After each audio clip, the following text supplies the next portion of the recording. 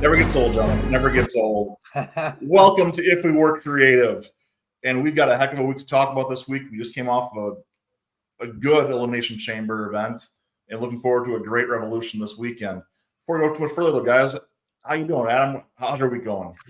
Good. Did any of you boys actually wake up at 2 a.m, whatever time it was, to watch it? I didn't. Heck no. Kidding No. me? I had to work that day. 100%. That was a Saturday night. Like, got done with all my stuff for the day. I'm like, all right. I tried to avoid spoilers, and for the most part, did. Yep. And started watching around 6 p.m. So, but I got one spoiler and like turned the phone off, basically. right. It's doggone algorithm. Somehow everything goes. I'm a wrestling fan. I don't know why. It's crazy. But Charlie, how's your week going?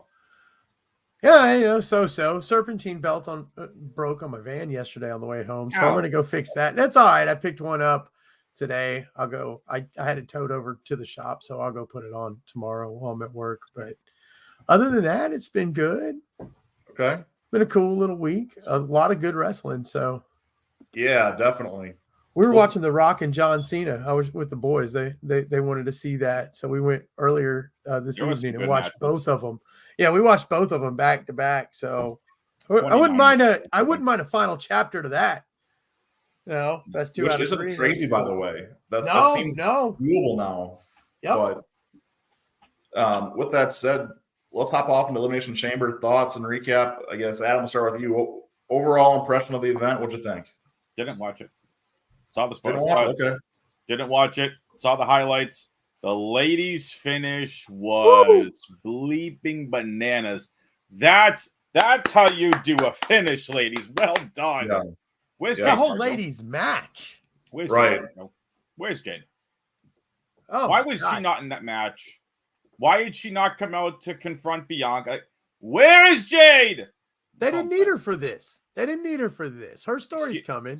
They're building something up. Every single show could use more of Jade Cargill. She is the greatest female wrestler on the planet. Okay, I'm kidding, but I find it weird. Like, and we'll get into the Raw thoughts, but where is she? She was not put in the chamber. Tiffany Stratton got that, and I can understand that. Having her go from not having a match into a chamber, I get it. At least Stratton had a run with the title in WWE. I thought the universe, dude. Yeah, I thought the ending sequence was bonkers. The right winners won. I don't agree with Judgment Day winning. I don't get that. You know, Ben and I were kind of talking about it. I was kind of looking for that. I was kind of looking for the implosion to start to happen. But I gotta say, the way they played off R-Truth being in Austria instead of Australia, gold. I love it. So we all just want more of R-Truth. Like, see, I'm telling you, man, I want to see R-Truth and Cena be together. We did 2011. We did 2011 Capital Punishment. Grew up looking up to him, for gosh sakes. But right? Charlie, what are your other impressions of the event? What'd you think? And overall letter grade, what'd you think of the event? I loved it, man. You know what? Gosh, maybe not the best. Like, I've seen better overall events for Elimination Chamber, but more of that has to do, I guess, with like, some of the filler matches. But probably like a B+, A- kind of thing for me.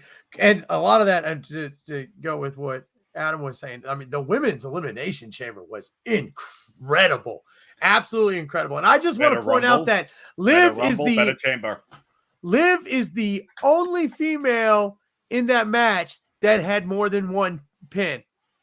Just pointing that out. She had 2. Really? Yeah, she had 2. Oh, dude, she should have. I wish she had won it. I wanted them. I get it, and I see even more so where they're going, with stuff, with Nia and Becky and all and everything. But still, that women's match was absolutely incredible. I thought that the opening match was really fun. Candace is fun to watch. because she's just a little high flyer. I thought that one was a really cool match. I think the women overall, I would if it wasn't for the middle of the men's match, I would say that the women stole the show. But man, dude, KO and Logan Paul brought it. They brought it on Saturday morning, man. Holy cow. KO is a madman. Hey, dude's going through the pods and stuff. That was great. KO could have done anything there. He could have punched it into that. He was headbutting the plexiglass. Dude, but he literally like a little rag doll just slamming Logan Paul around that pod. And then the guys getting thrown through him and stuff. That was awesome. That was that made that whole show for me. The tag match was for the men's was all right. I did love the championship at the match was a really good match too. Like that was a good match. I really thought maybe, Nia would get it, but that was intense. That was a really good match. I mean, Ripley got up there and took a straight beating. Yeah. And then got hers. So overall, man, I'm saying like a B-, man, or a B+, A- kind of area for the show. A lot of fun. And I like what we're building up to. So one thing I look for in Elimination Chamber matches or any match like this is make me question my own predictions, maybe question what's going to happen. Even though the result was what we kind of expected, I legitimately questioned it during the matches, and that's all I'm asking for. Make me suspend disbelief, make me be a little confused and disoriented, and that's what they did. I mean, I think the two matches were two very different styles. The women were it was basically a spot wrestling match, which was great. It was fun. The men, you kind of had a little more of a, dare I say, a brawl, right? No, it was. It was. I loved it. And that was a street fight, man. And one thing I got to say is I want them to play off of this crazy AJ Styles moment of how pissed off is AJ Styles to fly across the world just to beat a guy with a chair. I mean, that's all he did. So, I was shocked about that. That one took me by surprise. When he popped in, I was like, well, all right, where'd he come from? I was like looking back, the gate's still open, huh? Interesting. Well, actually, it's not moving fast. But yeah, I'm looking forward to that as well. LA Knight and AJ Styles is a good combination. It's good heel heat for AJ Styles. I'm here for it. But I align very much with you on that B+-ish grade area. Overall, a good event. I like that they use this event to go international. Actually, even though it's an event I want to see in person eventually, I think it made it a bigger deal, which the road to WrestleMania should be a big deal. And so putting it in a stadium show like that, even though it's a shorter card, I thought it really popped, pun intended. It was a lot of fun to watch. And on that international note, too, I love how they pulled at the Aussies' heartstrings. Yeah. Let the first Aussie lose and deserve to win. They deserve to win. Her and Candace, they really did. But let the first Aussie lose, and then just let the other one take the beating of a lifetime and come out on top. That was great. That was great emotion. That pop they got at the end, well deserved. Adam, you okay there, bud? Psst. If it was a bigger show, we would have had Cody Rock at the show, and then we can get Io and Bayley night one main event. Just saying. Well, I'm going to tick off Adam right away here. Thing going in Raw. They're carrying We're going to get a mic drop, angry Adam moment here in a second. I'll find some music for that. Get the flames in the background going. But I can almost guarantee you that based on what happened in this event, we will not see a women's match in a main event night one or night two. Reason being, they gave Rhea and Nia the main event in spite of chamber matches being on the card. That's going to be their bone they throw. And now there's no way we're going to see Io or Bayley or Rhea and Becky. I don't want to piss off our viewers. Indy Hartwell, that we haven't seen in months, randomly got a spot in the card because they were in Australia. Grayson Waller, Australia. Rhea may evented because it was Australia. Congrats. You got the Jinder Mahal and India treatment. let's move on. And I don't mean to sound rude. I'm happy they all got their moment. Indy's way too talented for her to be off the card. I get why they did it. They did it for the crowd. They did it for the pop. They gave them their spot. Great. Raw and the Chamber, we know the main event for night one now, or the opener of night one. Mm-hmm. I like the Indy and Lorraine bit, and that's been going on now in Raw, and I dig it. I mean, The way. they just keep it's like heartbreak loss after heartbreak little loss for them. I like what they're building for an emotional win. So I think they keep going with that, and I'm okay with that. Candace is she's talented too, man. She's one of those little high flyers. Like The Poison Pixie's a good character for her. Adam She was finally able to bring back her character. She never got a chance to use her character. Right. When actually hearing them use the terminology too, and maybe smile a little bit watching it, give me the Poison Pixie. Let me see that aspect, which to me builds towards. I would not mind seeing them let Indy and Candace have their own Gargano Ciampa breakup and feud play out. I think they'd be a good matchup for that. But that's that another would be story. bad. So I guess before we move on, any other thoughts on Chamber, guys, before we go to Revolution? Man, I mean, it was just good. I was sad that Orton lost. I feel like it would have been better with Orton winning, but I really love how many storylines they gave us and what they're building on as far as coming out of this event and going to WrestleMania. The right Chamber matches won. The right people won. Yeah, I'm not like I get it. I get it with Drew and all, but I just think I'd rather see Randy there. I just think he's a more exciting guy to watch. Are you not excited for Logan Paul versus Randy Orton for the U.S. title? KO, dude. No, Logan Paul and KO aren't done. Well, here's what I'll tell you though. Any means. So if Randy's going to get involved with that, I feel like I don't know, man. I think we're about to have like house divided, like seriously, like everybody. It looks like they're like seriously. Everybody's going to be taking sides, and we're going to have like two large groups on each show going at it. And works for me. I feel like they were kind of setting that up a little bit during Elimination Chamber and stuff with both of them. There's obviously some sides, like seriously, some lines being drawn right now. The U.S. title needs to go in a ladder match at Mania. Plain and simple. We need a ladder match back in Mania. And this is Logan Paul's the right title holder to put it with. Give me Randy Orton, KO, Logan Paul. Give me Ricochet, AJ Styles, and LA Knight if you want. I'm not sick of it yet. Give me the whole group if you need to. Yeah, give me Ricochet. Give me some of those other guys that can fly and go at it. Now, boys, I want to ask you this, or just drop this out there before we get to the Revolution side. On Monday Night Raw, and I thought this was really interesting, Drew McIntyre's promo with Seth Rollins, where he said, "Can you don't go defend Cody? You know what's going to happen.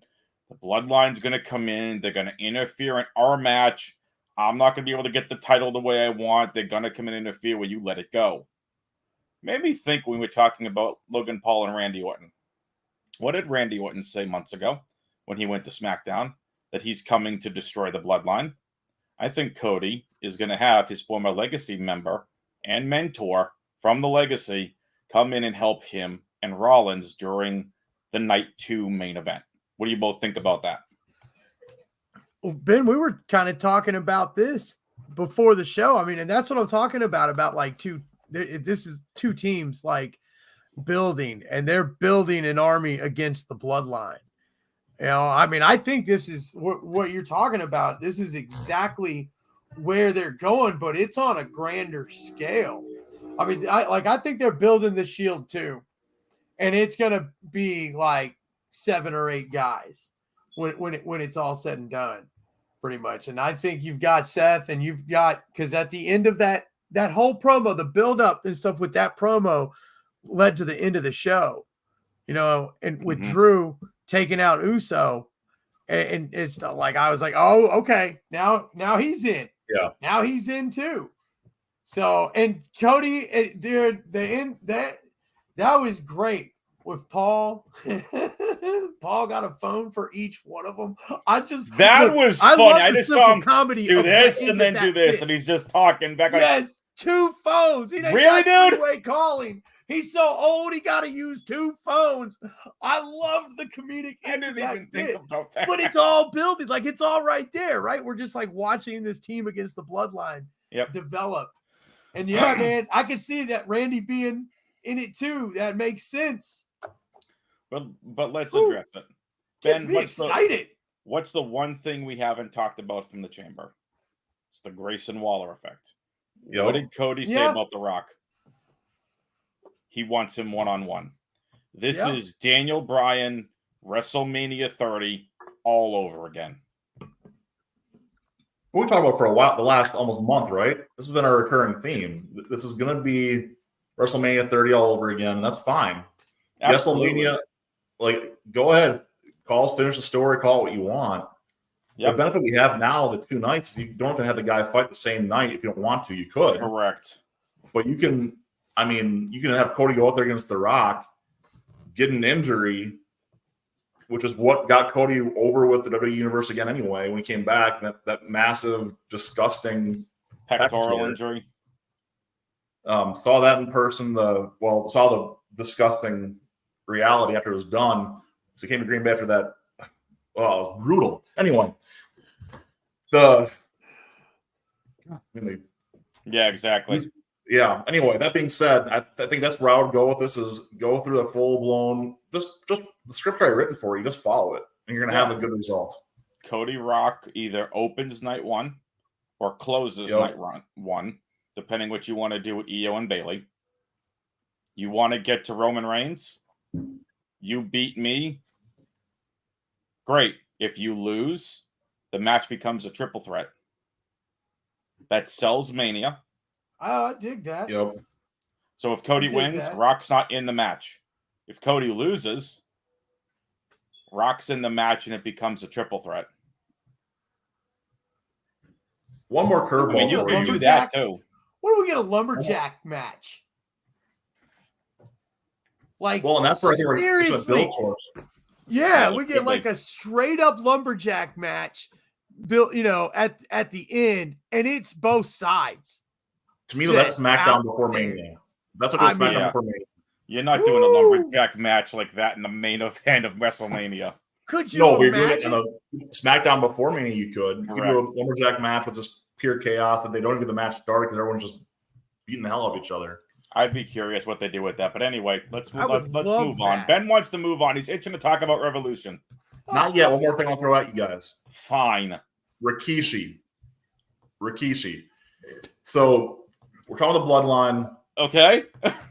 we have the twins fighting. What if Rikishi comes to guest referee the Uso match?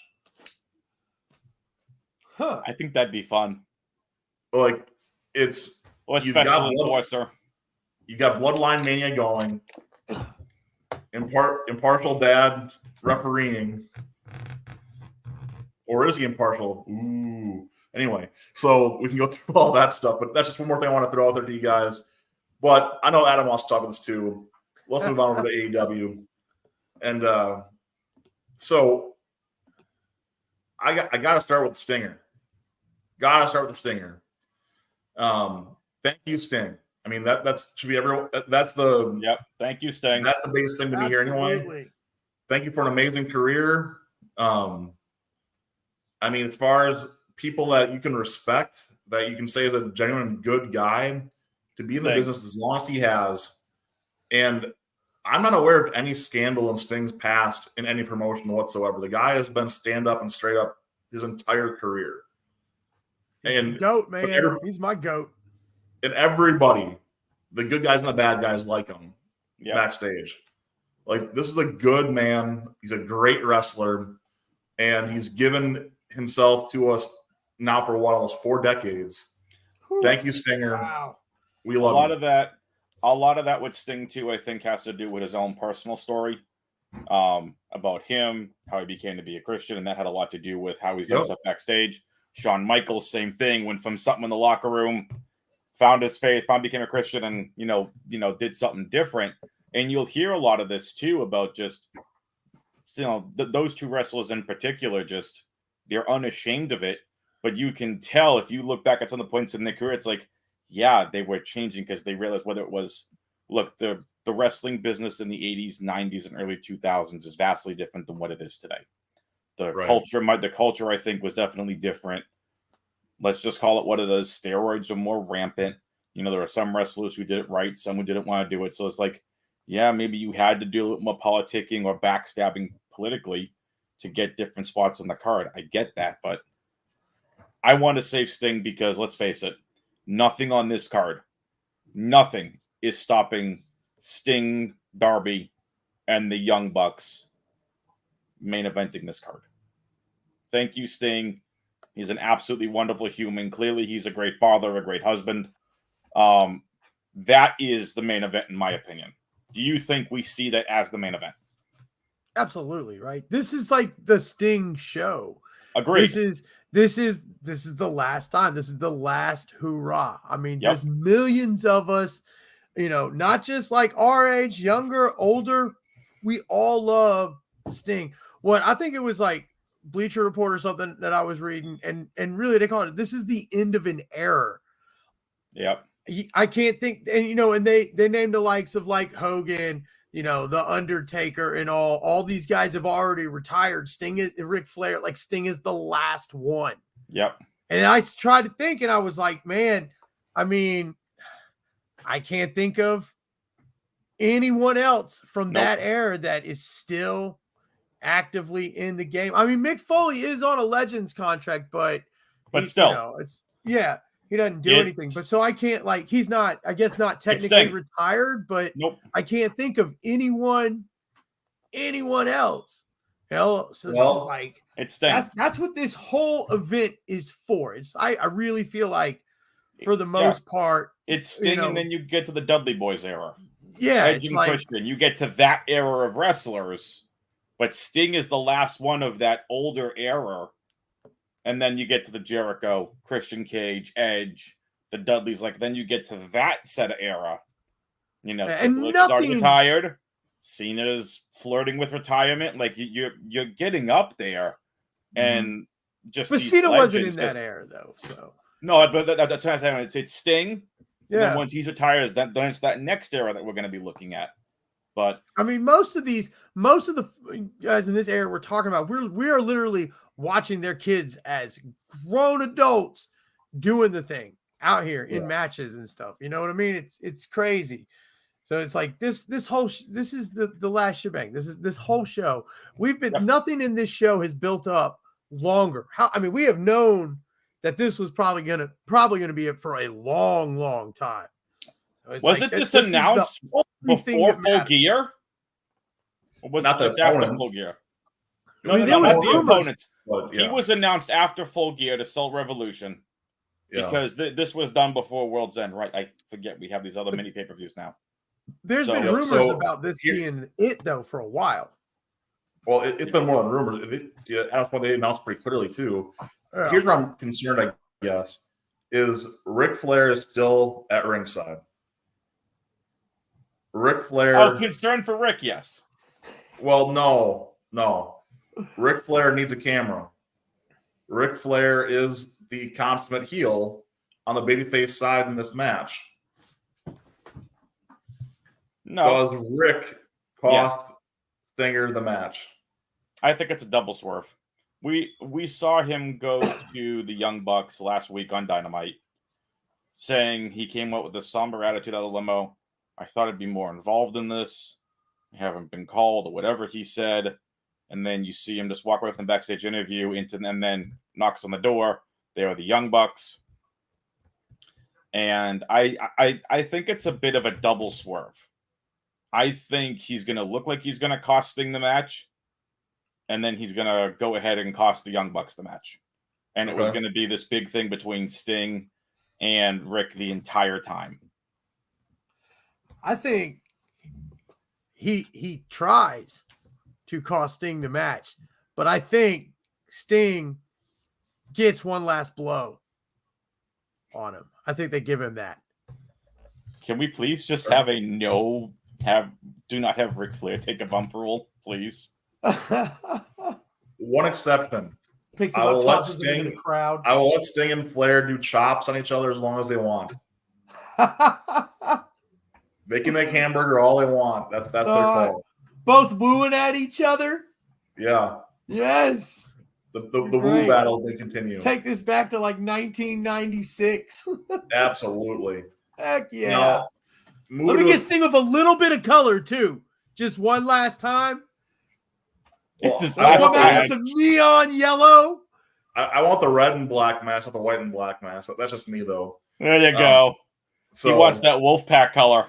Oh, absolutely. Who doesn't want that Wolfpack color? I mean, Wolfpack for life, right? There you go. We're gonna get that like Sting that comes out.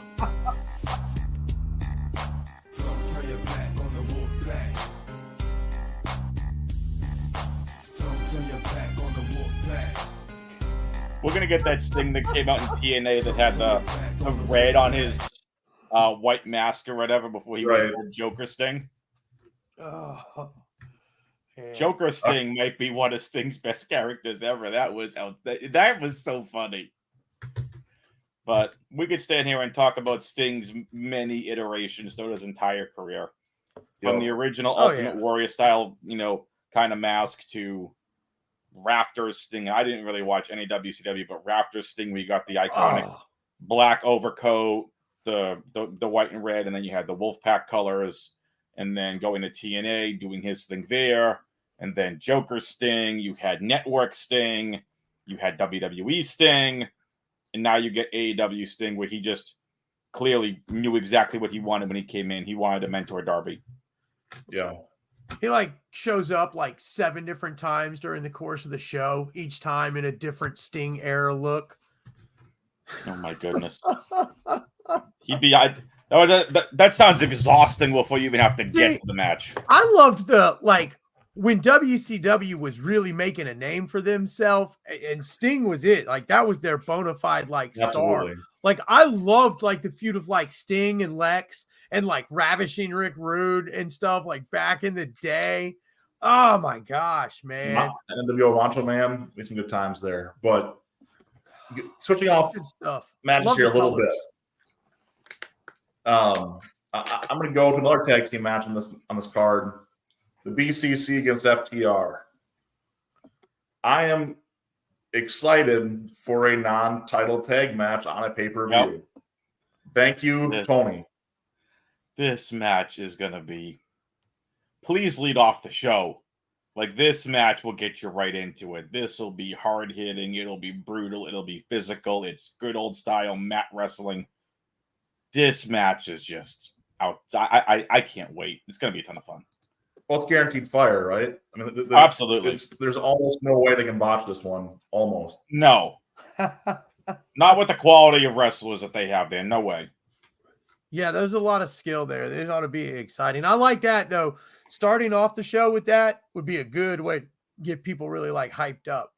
I think that would be a really good idea if you have that. That's got to be the first or second match. It's a good way to set the tone for just some of the matches we have here, and we'll get into it. But you think the hard-hitting matches that we're going to see?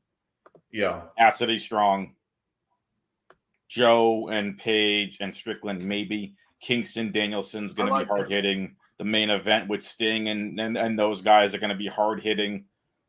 The stupid Meat Madness match that makes no sense, leave it off the card, please. That's going to be hard-hitting. I disagree with you on that. What the F is a Meat Madness match? Who cares what it is? Someone gets to eat a giant turkey leg afterwards? Look, I'm beat each other, man, with pork butts. I like meat. I like wrestling, and I'm a large man.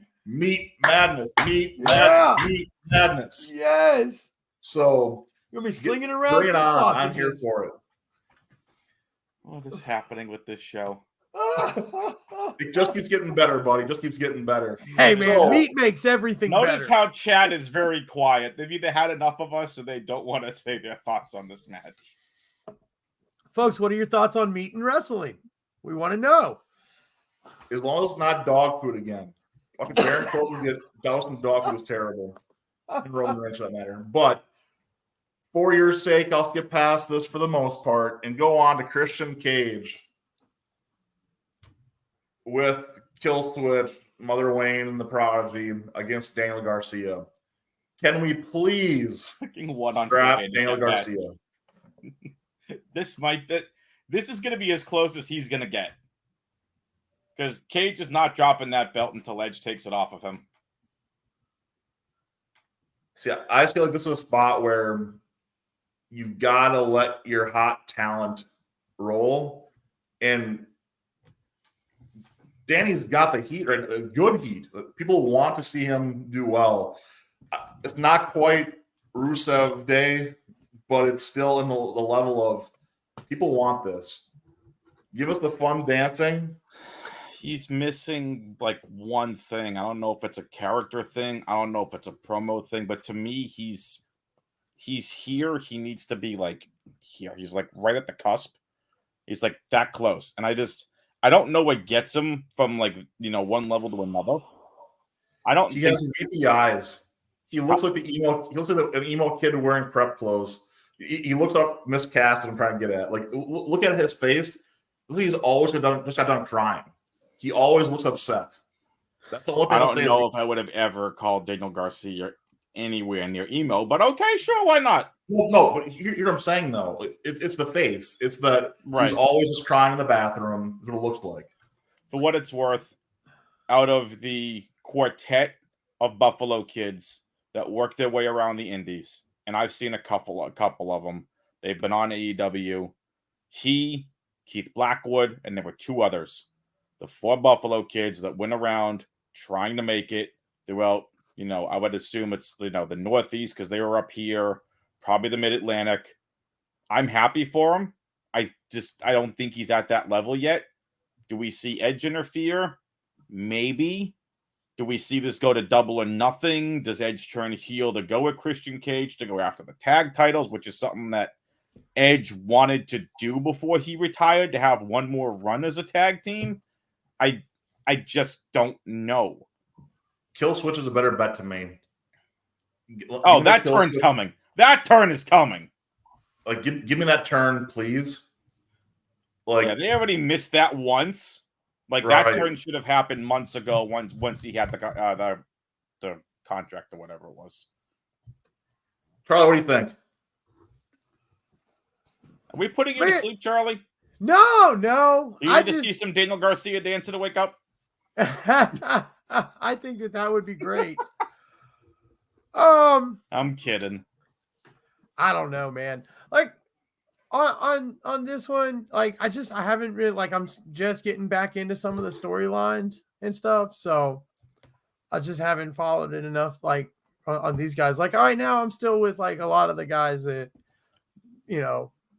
more older guys, some of the guys that I followed with before I kind of took a little pause from AEW, and also like I don't know, man. I'm cool with whatever happens in this one because I'm kind of just growing with AEW right now, as far as getting back into it, because I was taking it in steps with the boys.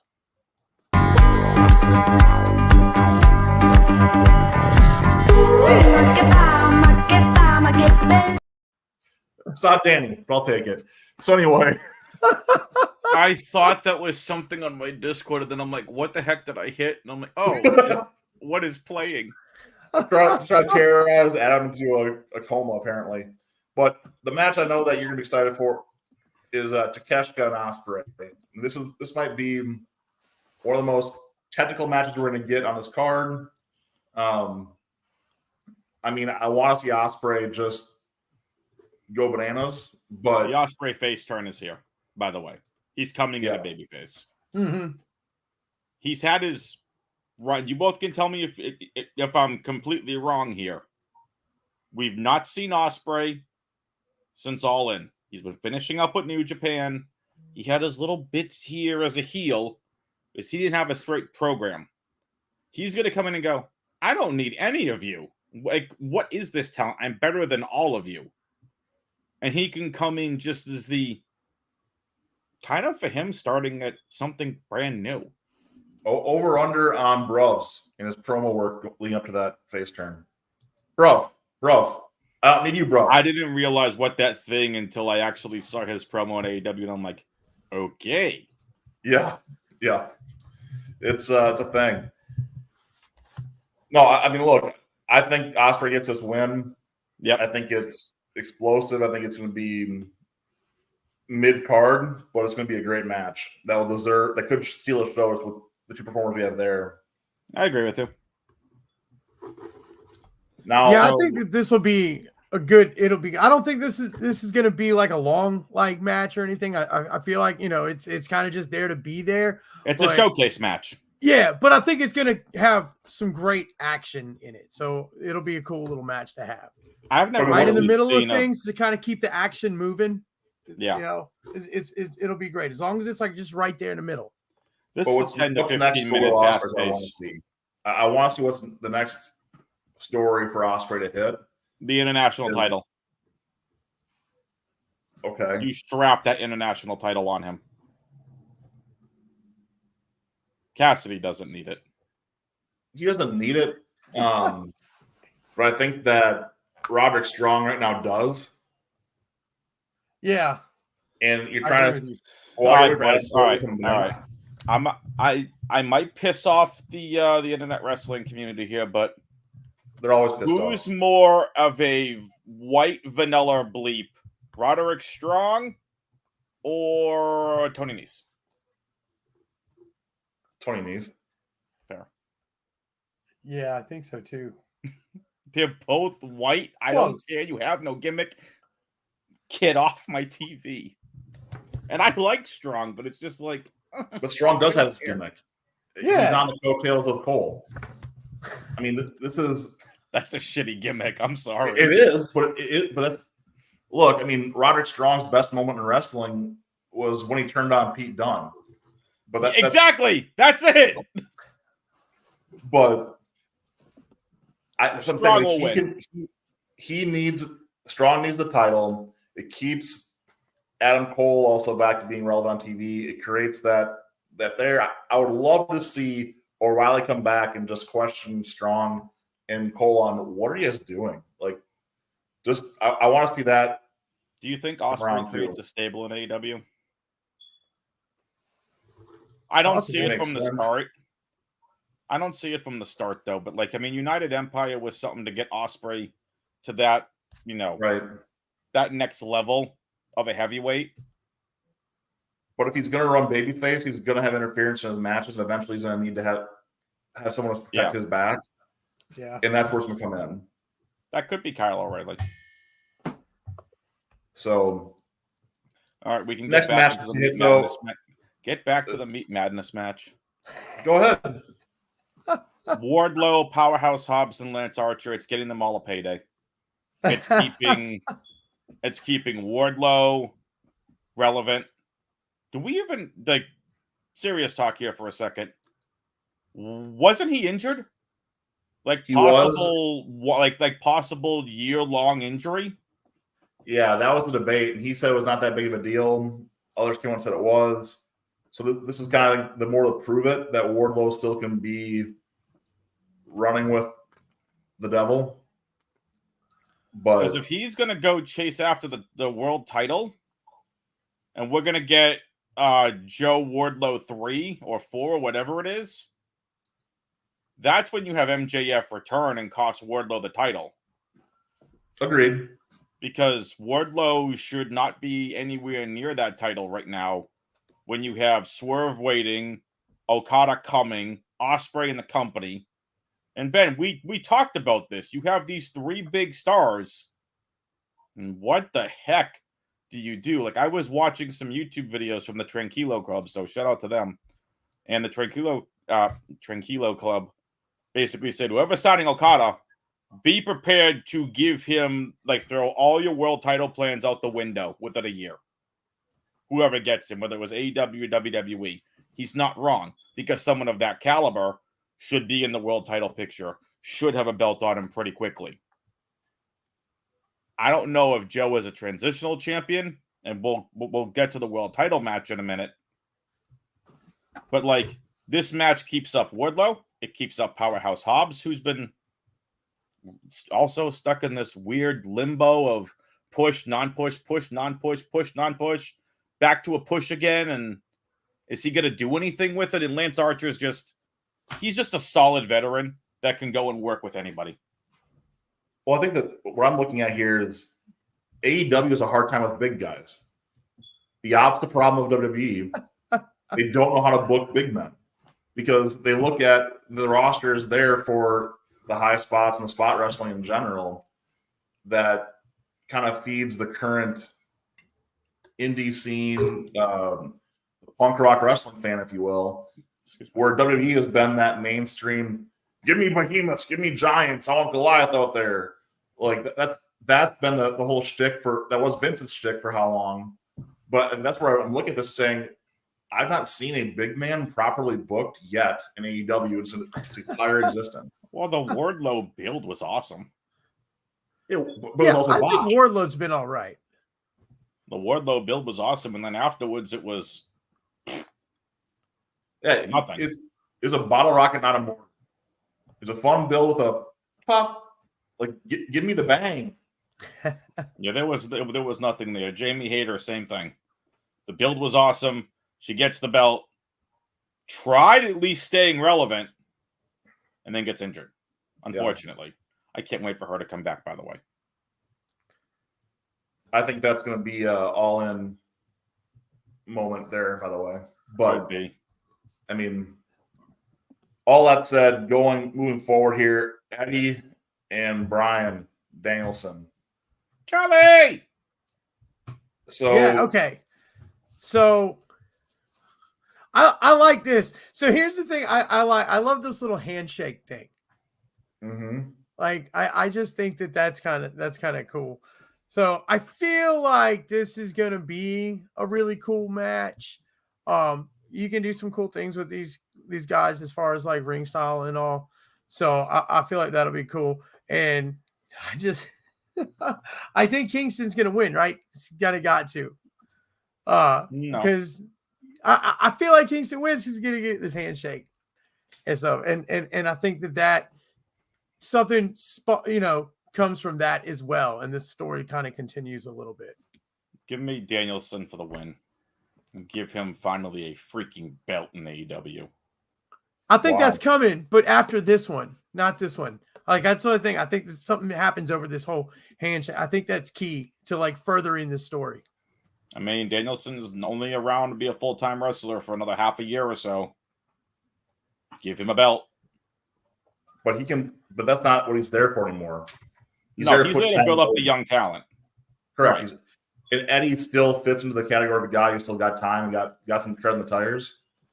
He is going to put Eddie over this is all about pushing Eddie to make Eddie giving back for what he gave to AEW, including selling a horrible exploding death match finish. Why did you have to bring that up? That was terrible. That was terrible. Eddie's selling of that was probably the funniest thing I've ever seen in wrestling. In terms of the guy was committed, I was just like, bro, that's commitment. To cap off one of the shittiest endings to a pay-per-view ever. I felt so bad. Talk about a bottle rocket compared to a mortar. But talk about a bunch of missed spines that didn't go off. Anyway, we're not talking about that. If Eddie Kingston's so important, why has he done nothing with the Continental Crown since World's End? I'm guessing who they want to be pushing against either has been busy, Will Ospreay, or it's been something of someone's injured. Yeah, it's all I can figure. I think the plans were there. Eddie might have been injured. It's possible. Sorry? Eddie might have been injured. Right. Yeah. I mean, I just find it weird. It's like you had an amazing tournament and you've done nothing with any of the 3 titles since. It's been what? Month and a half, 2 months, not even 2 months yet, fully, almost 2 months. Yeah, I mean, like, if you've got the title, it can't switch hands like all the time, like every time. There's got to That be was the some original runs. purpose of the TNT title. Yeah. That was meant to be the TV title. Yeah. Well, all mid-card belts are supposed to be There's constantly no real defended. TV title anymore. We already talked No. about that, though. But anyway, Charlie, you never got a chance to talk about Meat Madness. Go ahead. Because I know you're like waiting to talk about this. Yeah, look, man, I just want to see what how exactly this plays out. It's ought to be funny. Like I've never seen a Meat Madness match. So I'm pretty excited about that. Look at these guys get out here seriously and start beating each other with some meat, man. That literally will be maybe they'll hilarious. actually bring out a bunch of raw beef and smack each other But with it. I also think, and it kind of like, touching a little bit on what you said, Adam, I feel like this may be like kind of a further launching point for Wardlow. Yep. Maybe to give him a little bit more purpose and just to have some fun and be entertaining about it with it. Because I didn't really think about it, Ben, until you like said anything, but like I don't remember really seeing any superb like big men matches. He's not wrong. On AEW. Like if I just think about it just from like in the past and stuff, it's like, yeah, that's really not their forte. So maybe they're just kind of trying to figure out how to have a little fun with this and all. And I mean, anytime you've got meat and madness and it's March, it's going to be a good time, right? So, And all the Catholics stutter in unison. So it's but going through my just one I'm thinking a lot here, guys. Luchasaurus has not been given a singles run that he deserves. No, he's been deserved it Not for really. like 2 years now. Keith Lee has been hurt and been forgotten about. Yep. Who? The Limitless one. The one with the weirdest voice for promos ever. But anyway, it's like I said, I think this is a chance for us to see them maybe start learning to book big men.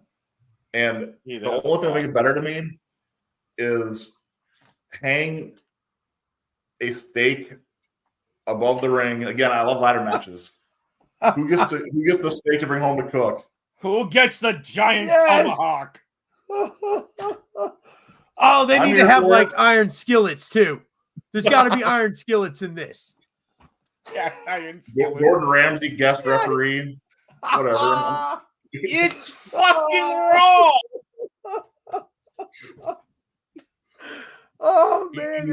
Then have one look at the camera and say, "Raw meat is war." I mean, the options are limitless here. We can have fun with it. Hang on. Meat is war, Gordon Ramsay, and an unintentional pun. I like it. Let's go. I've always and you're going to hear from the crowd. Beat your meat. Beat your meat. Yes, beat absolutely. Meat. Beat that meat. Anyway. Yeah. We're 5 episodes in, and how we're not getting canceled, I have no clue. Not a clue. Please spare us to get canceled, everyone. All of you do watch this show. Please get us canceled by sharing. But anyway, speaking of being canceled, I'm going to get in more trouble here. Timeless Tony Storm with Mariah May and Luther against Deonna Purrazzo. Hang on. Chin up, tits out. Watch out for the shoe. So, can they keep it on Tony, or does Deonna Star keep rising?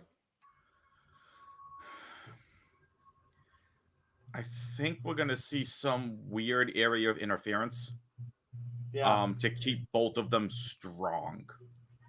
And I think you can advance the Mariah May storyline by having Mariah be the one that's interfered with, gets the hit, and Storm gets the quick win afterwards. And that way there they can kind of build this back up. Because if you want to eventually lead this to Mariah May versus Toni Storm and give Mariah May the chance to take the belt off of her, you can do that. Yeah, but I so don't know. like I think Toni retains for yeah, right that's what now. I was gonna say too. Like I think that I feel like a belt's changing hands in these championships, but I don't think it's this one. I just for some reason I just feel like Storm just kind of continues on, but this is something where we may get some interference or disqualification or some kind of something like that, to where it continues on. So let me ask you the question, just to kind of play devil's advocate here. Does Toni need the belt for the character to still be relevant? Or Need the belt? is the No. character No, is the character better if she loses it? No. She needs the belt for a little bit longer. Again, you get Hayter waiting in the wings, Mariah May waiting in the wings, Mercedes Moné's waiting in the wings. Deonna, let this go over as interference. Toni doesn't win clean and keep them both very strong. This has been one of the better stories that AEW has been telling and gives me a little bit more confidence in them booking female talent and storylines going forward. but I think she could lose the belt and still be all right. And you Right. could still further. I don't think she has to have it to be relevant, especially if you keep her in the battle for it for a little bit. But that said, I do think that she retains it. See, I think that if she loses, I go full blown spiral. Like, the spiraling madness continues and goes. You ratchet it up even further. That's where I would go with it. That's what I'm saying is that I think you have an opportunity there that Toni can still be timeless Toni Storm, who's just bat crap crazy, and we can just enjoy more ridiculous quotes that she can possibly throw at us. But don't be wrong. I think that it makes sense for her to win, but I think Purrazzo's, again, got the hot hand coming into it, so it's hard to pick against her. But moving to our triple threat match, not touching everything else, Samoa Joe, Hangman, and Swerve. Charlie, start with you this time. So I am kind of excited about this match because I think that this will be a really cool match. I feel like Joe's going to drop the belt in this match. I think, like, I want to say for some reason that Strickland is going to end up with the belt. That's what I feel like. That's what I think is going to happen here. And I always like to see Samoa Joe take a beating. I really do. I don't like that dude. I haven't for ever. I've never ever liked his character. I mean, I respect him as what he does, especially for his size and all, and he plays his character perfectly. But I just don't like him.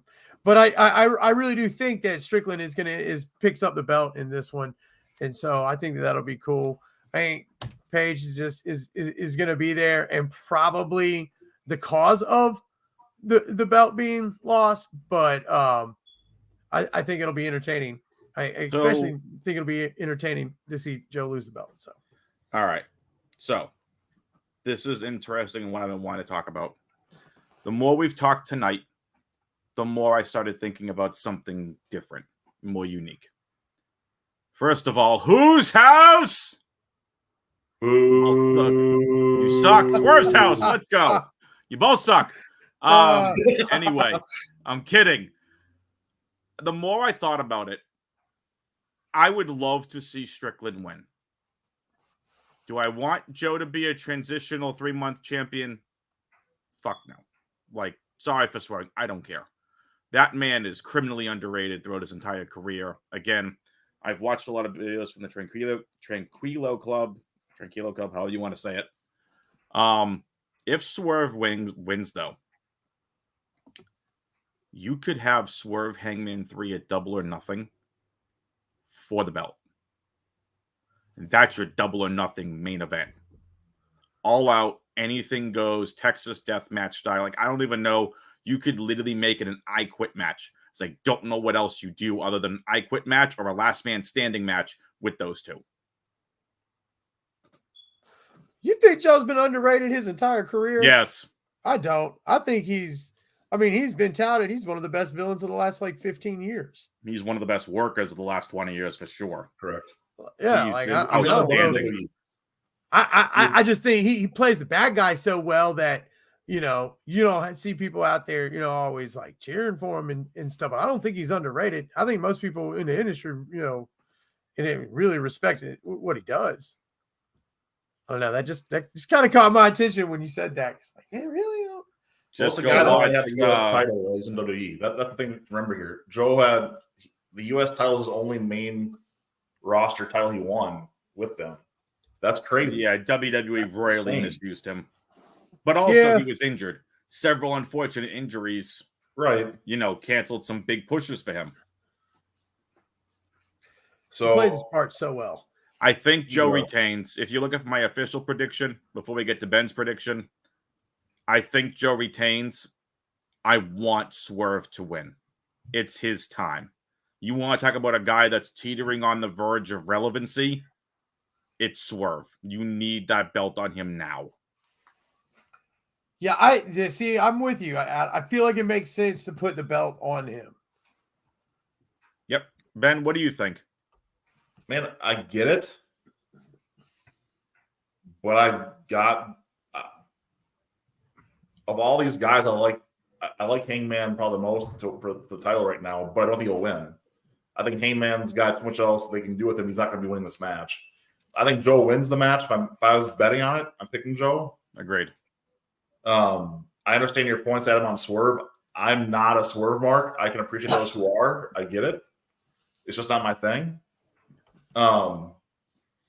So I just want to be entertained. Like, just entertain us, and I'm happy. I really, for a rare moment for me, can watch a title fight and not care who wins, because I think all the directions they can go with this are phenomenal. And it's not the AJ Styles reference with Samoa Joe. That's not what I'm doing right now. I'm just saying it could be a phenomenal match. But This is gonna be a fun match, regardless of who wins. This Absolutely. match is gonna be awesome. Also, shout out to Joe for last week, or it was the week before, because again, this entire storyline for this triple threat, you have Swerve Hangman 3 looming. yeah, And you don't want Joe to be forgotten about. Him coming in at the end of the promo saying, "This isn't about you, Hangman. It's about me. I'm going to beat your ass, Swerve. No one cares about you. I'm going to beat your ass. I'll beat both your ass, Revolution." Drops the mic, leaves the ring, music hits, and I'm like, that's what you needed to send it back home to say, yeah. Joe's still very much relevant. Yep, I completely agree. Completely agree. Speaking of very much relevant, release talent winning titles elsewhere. Yeah, guys that are somewhat polarizing from their past for different reasons, but We're not talking about Cassidy and Strong. sure. Exactly. But no, so start with Matt Riddle. Matt Riddle has possibly given Adam his hot moment of the week. He's excited about this. Exactly. Yeah, he loves this guy, man. It's one of his favorites. He's stoked. Adam is stoked about this. You know, Charlie, what do you think of this? Because we're seeing guys, Dolph Ziggler now, McNamara getting his title as well. That I'm I happy like, to see because I him. like Ziggler. Well, Yes! He Back- deserves something Back too. for Nick Namath. Yes. I am happy for those guys to be getting some shine somewhere else. And I think that Riddle can still help other guys get over there as well. You give them you give them this whole title. It's a minor title grand scheme. Like let them do this thing It wasn't and a reset minor your title picture. It wasn't a minor title. Sabre actually carried that title with pride. It felt like it meant something. And then it was hot potato to Tanahashi and now hot potato to Riddle. but it's I like it with Riddle. still a TV title. It's not. I mean, Seth Rollins, The Miz both made the Intercontinental world while they had it as well. Doesn't mean that there's The Miz made that title relevant. Seth Rollins Absolutely. Open Challenge every week while he had it was pretty phenomenal as well. But The looking Miz at makes everything relevant. he does. I mean, it's you got a guy that look. I think the world of The Miz, and I can go down that road too long. So I'm not going to do that right now. But overall, seeing these guys go, I'm happy to see that they're doing something. To your point, I think that Riddle's one that they can easily write off quickly as they brought him on, and no one's going to care about it. Hot potato a little bit. We've got plenty more coming for New Japan, but I think that Nick Nemeth overall is going to be the fun one to follow. Dolph carrying a title. I can't not call him Dolph. I can't. It's what 20 years of it, Right? I mean, For real. so. No, I'm happy for the guy. I'm happy that he's getting a chance, and I hope he takes the moment and really just lives in it and really enjoys it. So the Global Championship, for those that have no idea what it is, it's a brand new title that New Japan introduced at Wrestle Kingdom 18 this year. The inaugural match was Ospreay, who basically the US UK title that was merged and became this thing. John Moxley and David Finlay, the new leader of the Bullet Club. They need to find a new leader. Sorry, Finlay. And David Finlay, rather. It's the new IC title, in my opinion. If they're going to boost this is their new IC title. But what happened to their other IC title? Well, they merged it with the heavyweight belt. It's now the IWGP World Heavyweight Championship. mm-hmm. They've made it into a World Heavyweight Championship. And that was melded together from when Tetsuya Naito defeated, I believe it was Jay White and Okada at Wrestle Kingdom 15 and merged the belts. If I'm not mistaken, or if it was Ibushi. One of them merged. No, Ibushi won it from Naito and then created the new belt. But so if they're going to boost this like their IC title, we saw that IC title main event at Wrestle Kingdom over the World Heavyweight title. Granted, that was Tanahashi Nakamura, but still. But I'm very happy for Nick. Maybe he takes that belt and goes around, brings it to NJPW Strong. Maybe defends it on AEW, defends it in indie promotions. Be really interesting to see what they do with this global championship. All right, Charlie, any other thoughts on this or any thoughts in general before we head out? No, man. I mean, look, I like seeing Riddle get another singles title because we were talking about he only had, I think, one. No, he was really more of like a tag team guy in the past, as far as a lot of his, I guess you could say like stardom. So I like seeing him get a singles title. I think that's cool. Yeah, I'm just not a Riddle guy. But who knows? Maybe being away from WWE lit a fire back under him, and we'll see some better matches. That'll make me a fan. But I'm happy for him. He's got the belt, and if President Tanahashi clearly thinks that highly of him, then I'll leave it up to Tanahashi and Gato. They know what they're doing. I love the sportsmanship, guys. Here's a handshake. So hey, it's respect. Absolutely. Well, gentlemen, it's been fun. We'll head her out. Have a good week.